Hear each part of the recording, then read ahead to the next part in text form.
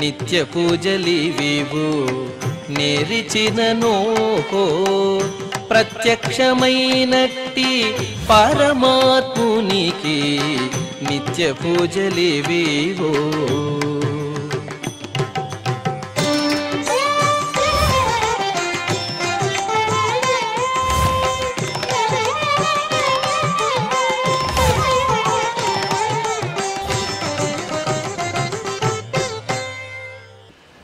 ఓం నమో వెంకటేశాయ. ఈరోజు గురువారము, శ్రీ విశ్వావసునామ సంవత్సరము, దక్షిణాయనము, గ్రీష్మ ఋతువు, ఆషాఢమాసము, కృష్ణపక్షము, అమావాస్య తిథి, పునర్వసు నక్షత్రము, జూలై 24, 2025.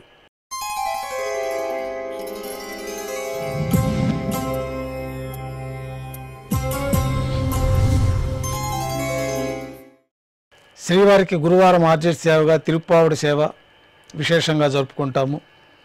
సాతుమర పూర్తయిన తర్వాత శుక్రవారం అభిషేకం ఏర్పాట్లలో భాగంగా శ్రీవారి మూలమూర్తికి అలంకరించబడి ఉన్న సువర్ణ తిరువాభరణాలు, రత్నాభరణాలు, హారములు తొలగించి శ్రీవారి ముఖమండలంలోని పచ్చకర్పూరం తిరునామంను అర్ధభాగం తొలగించి శ్రీవారి నేత్రములు కనిపించే విధంగా అలంకారం చేయబడుతుంది.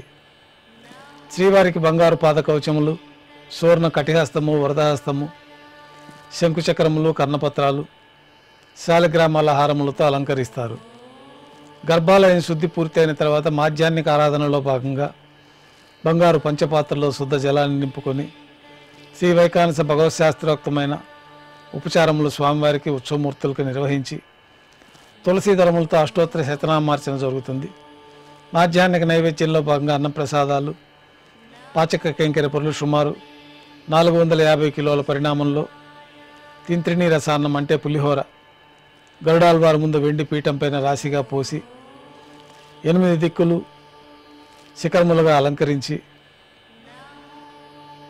నారికేళ అర్థఫలములు మరియు పుష్పముల చేత అన్ని దిక్కులు యందును ముఖభాగనందును రమణీయంగా అలంకరించి శ్రీవారి దృష్టి గోచరించినట్లుగా ఏర్పాటు చేస్తారు.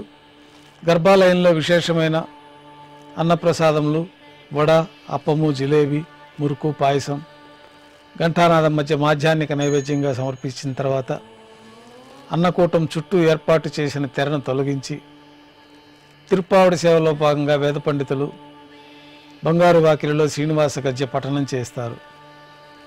తర్వాత బంగారు వాకిలి నుండి శ్రీవారికి కర్పూర హారతి, అలాగే అన్నరాశికి కర్పూర హారతి ఇవ్వటంతో ఈ తిరుప్పావడి సేవ పూర్తి అవుతుంది. అనంతరం భక్తులని సర్వదర్శనానికి అనుమతిస్తారు. ఈరోజు భక్తులు స్వామివారిని నేత్ర దర్శన అలంకారంలో దర్శించుకుంటారు.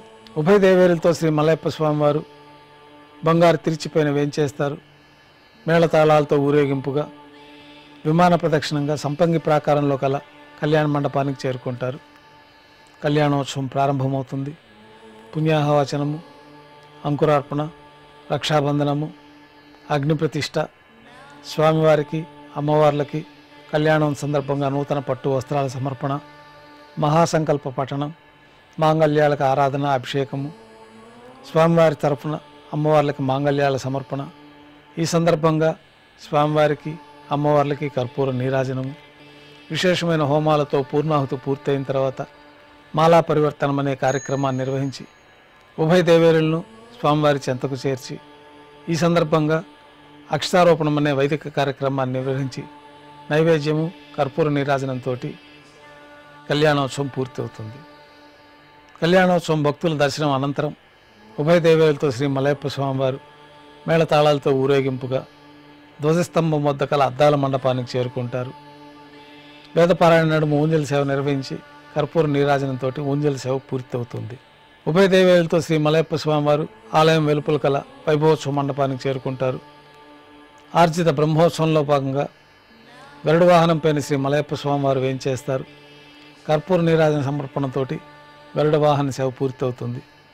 హనుమంత వాహనం పైన శ్రీ మలయప్ప స్వామివారు వేంచేస్తారు. కర్పూర నీరాజన సమర్పణతో హనుమంత వాహన సేవ పూర్తి అవుతుంది. పెద్ద శేష వాహనం పైన శ్రీ మలయప్ప స్వామివారు వేంచేస్తారు. కర్పూర నీరాజన సమర్పణతో పెద్ద శేష వాహన సేవ పూర్తి అవుతుంది. బంగారు తిరిచిపోయిన శ్రీ మలయప్ప స్వామివారు వేంచేసిన తర్వాత ఉభయ దేవేలతో కలిపి శ్రీ మలయప్ప స్వామివారి కర్పూర నీరాజన సమర్పణతోటి ఆర్జిత బ్రహ్మోత్సవం పూర్తి అవుతుంది. ఈరోజు పునర్వసు నక్షత్రం సందర్భంగా సాయం సంధ్య వేళల్లో 1000 దీపాలతో అలంకరించబడి ఉన్న సహస్ర దీపాలంకరణ సేవ మండపానికి పునర్వసు నక్షత్రం సందర్భంగా రాముల వారు, సీతమ్మవారు, లక్ష్మణస్వామి, మరొక తెరిచిపోయిన హనుమంతుల వారు మేళతాళాలతో ఊరేగింపుగా చేరుకుంటారు. వేదం, గానం, నాదం నడుమ సహస్ర దీపాలంకరణ సేవ నిర్వహించి నక్షత్ర నీరాజనము, కర్పూర నీరాజనంతో దీపాలంకరణ సేవ పూర్తి అవుతుంది. పునర్వసు నక్షత్రం సందర్భంగా 4 తిరువీధుల ఉత్సవం పూర్తయిన తర్వాత శ్రీవారి ఆలయానికి చేరుకుంటారు. ఆలయంలో పునర్వసు నక్షత్ర ఆస్థానం పూర్తయిన తర్వాత గర్భాలయంలో వేంచేస్తారు. వెంటనే రాత్రి తోమాల సేవ ప్రారంభమవుతుంది. గురువారం సాయంత్రం స్వామివారికి పూలంగి సేవ నిర్వహిస్తారు.